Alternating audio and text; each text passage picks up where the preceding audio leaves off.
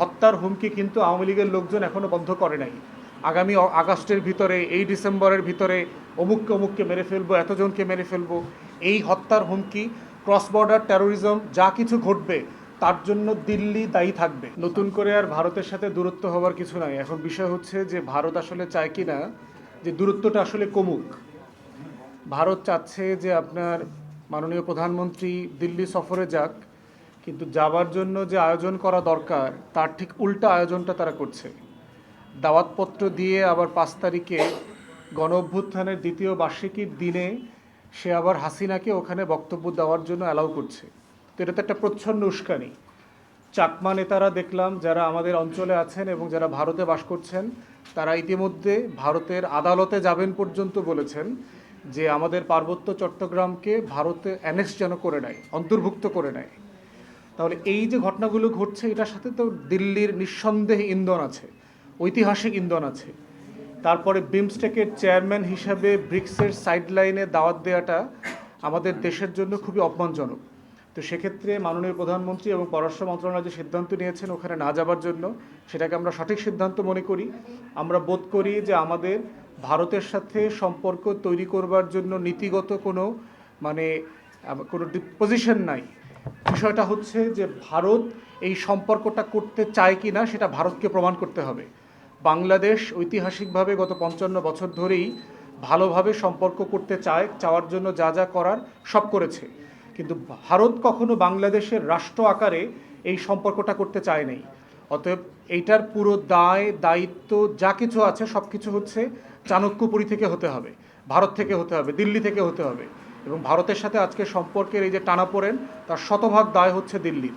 দিল্লি এই ধরনের হাসিনা মার্কা লোকদেরকে যদি ক্ষমতায় আসীন করবার চেষ্টা করে, আগামী দিনগুলোতেও চেষ্টা করে, তাকে যদি আবার 81-র মতো ফেরত পাঠায়, তাহলে তো সেইটা ক্ষমতা এবার সম্পর্ক উন্নয়ন হবে। 81 সালে সে এসে শহীদ জিয়ার হত্যাকাণ্ডের সাথে জড়িয়ে গেছে, এরকম একটা বাস্তবতা আছে। কিন্তু এবার যদি হাসিনা এসে জেলে চলে যায়, এতে বাংলাদেশের মানুষ আবার খুশি হবে। তো সেইখানে ভারতকে প্রমাণ করতে হবে তারা আসলে সম্পর্ক উন্নয়ন করতে চায় কিনা। তারপরে দেখেন যে আদালতের প্রশ্নটা একান্তই ভারতের ইন্টারনাল ব্যাপার, ওখানে তো আমরা কিছু বলতে পারবো না। আর একটা বিষয় হচ্ছে ইন্টারপোলের মাধ্যমে একটা দাগি আসামির জন্য আমাদের পক্ষ থেকে বলা হয়েছে, আমাদের সাথে এক্সট্রাডিশন আইন আছে। তারপরে দেখেন হাসিনা তো তার পোষ্য বহু বছরের, কিন্তু এই যে লীগের 2টা ছ্যাঁচড়া ছেলে যোগ হইল আপনার শহীদ ওসমান হাদিকে হত্যা করবার জন্য, তাকে কেন ফেরত দিচ্ছে না ভারত? কি কারণ আছে? এর মানে কি প্রচ্ছন্ন ইঙ্গিত আছে মমতা ব্যানার্জির সাথে অমিত শাহের যে কনভারসেশন, যে ওসমান হাদির সাথে ভারত জড়িত?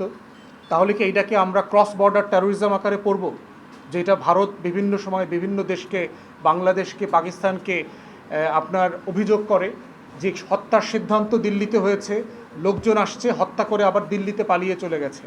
তাহলে কি বাস্তবতাটা এরকম? এবং এই হত্যার হুমকি কিন্তু আওয়ামী লীগের লোকজন এখনও বন্ধ করে নাই। আগামী আগস্টের ভিতরে, এই ডিসেম্বরের ভিতরে অমুককে অমুককে মেরে ফেলবো, এতজনকে মেরে ফেলবো, এই হত্যার হুমকি, ক্রস বর্ডার টেরোরিজম যা কিছু ঘটবে তার জন্য দিল্লি দায়ী থাকবে। শরীফ ওসমান হাদির হত্যার জন্য আমরা দিল্লিকেই দায়ী করব, কারণ এখানকার ঘাতকরা দিল্লিতে পালিয়ে আছে। বাংলাদেশ সরকারের রিপিটেড রিকোয়েস্টের পরেও তারা এদেরকে এখন পর্যন্ত বাংলাদেশ হাইকমিশনকে তারা কোনো কনসুলার সার্ভিস দেয় নাই, তাদেরকে জিজ্ঞাসাবাদ করার সুযোগ দিচ্ছে না। কেন দিচ্ছেন না? এর মানে কি আপনি সন্দেহ করছেন যে আপনি তাদেরকে দিয়ে যে অন্যায় কাজটা করিয়েছেন সেটা ফাঁস হয়ে যাবে, বের হয়ে যাবে? তাহলে Bharat, India must come clean. আমরা বারবার বলেছি ভারতের সাথে সম্পর্ক তৈরি করবার ব্যাপারে বাংলাদেশে কোনো দ্বিমতের জায়গা নাই। প্রতিবেশী রাষ্ট্র, তার সাথে আমাদের সম্পর্ক থাকবে, ঘুরতে বেড়াতে যাওয়ার, পড়ালেখা করার, অথবা আপনার চিকিৎসা নেওয়ার, ব্যবসা বাণিজ্য সব কিছু থাকবে। কিন্তু আমার সম্পর্ক নষ্ট করে না, আমার ইজ্জত সম্মান নষ্ট করে না, যেটা হাসিনা করেছে। তাই আমরা বারবার বলছি দিল্লিকে যে আপনার সম্পর্ক উন্নয়নের পুরো দায় আপনার।